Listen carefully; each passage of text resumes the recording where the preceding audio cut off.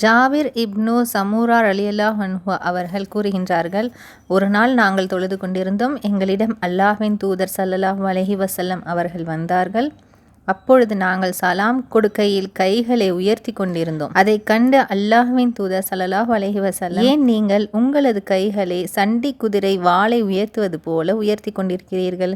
தொழுகையில் அடக்கத்தோடு இருங்கள் என்று கூறினார்கள். பிறகு மற்றொரு முறை அவர்கள் எங்களிடம் வந்தபோது நாங்கள் வட்ட வட்டமாக தனித்தனியாக பிரிந்து தொழுது கொண்டிருந்தோம். அப்பொழுது ஏன் ஒரு அணியில் இணையாமல் பிரிந்து நிற்கின்றீர்கள் என்று கேட்டார்கள்.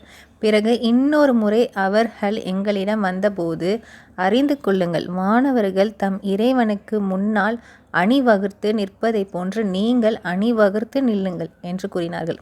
அப்பொழுது நாங்கள், அல்லாஹ்வின் தூதரே, வானவர்கள் தம் இறைவனுக்கு முன்னால் எப்படி அணிவகுத்து நிற்கின்றார்கள் என்று கேட்டோம். அதற்கு வானவர்கள் முதலில் முதல் வரிசையை பூர்த்தி செய்வார்கள்.